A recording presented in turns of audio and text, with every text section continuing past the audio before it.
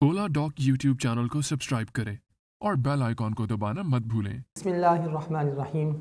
अस्सलामु अलैकुम। मेरा नाम डॉक्टर हाफिज़ मोहम्मद साजिद जहांगीर है। मैं Mayo hospital King Edward medical university में असिस्टेंट प्रोफेसर के तौर पे 4 साल से काम कर रहा हूँ।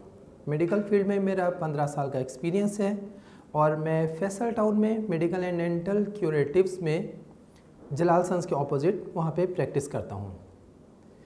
आज हम जिस टॉपिक पे बात करेंगे वो है स्मोग, जो आजकल एक काफ़ी हॉट इशू है और बड़ा अहम मसला है। पाकिस्तान के टॉप डॉक्टर्स के साथ अपॉइंटमेंट बुक करें, वो भी पेशेंट फीडबैक देखते हुए।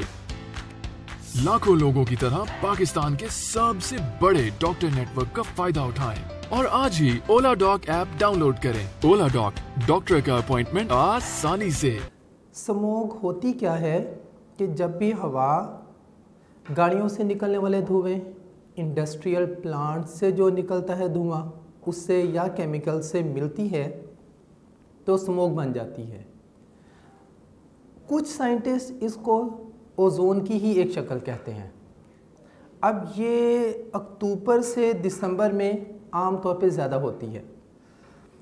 बूढ़े, बच्चे, स्मोकर या ऐसे अफराद जो कि दिल के मरीज़ हैं या सांस के मरीज़ हैं, फेफड़ों के मरीज़ में मुब्तला हैं, वो इससे ज़्यादा मुतासिर होते हैं।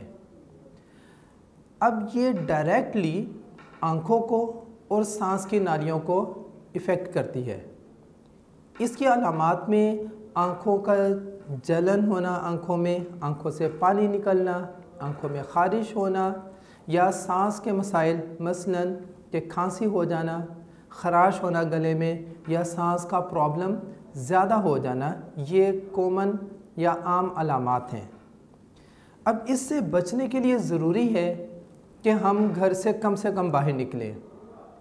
जितना कम बाहर निकलेंगे उतना ही बेहतर रहेंगे, हमारा एक्सपोजर कम होगा।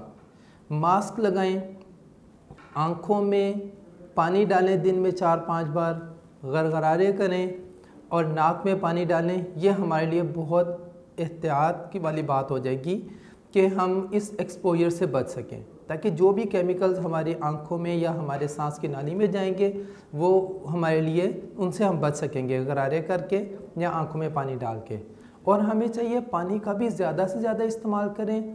और घर में रहते हुए अगर हमारे घर में लॉन बड़ा है या सेहन ज़्यादा है या हम बाहर ज़्यादा जाते हैं तो हमें चाहिए हम मास्क भी इस्तेमाल करें।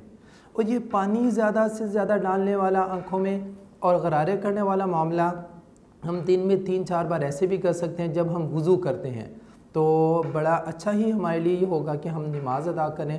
जब भी नमाज़ पढ़ें उससे पहले हम वज़ू करें तो इन अलामात से हम और इस जो मर्ज़ है या ये प्रॉब्लम जो एनवायरमेंटल प्रॉब्लम है, इससे हम बच सकते हैं।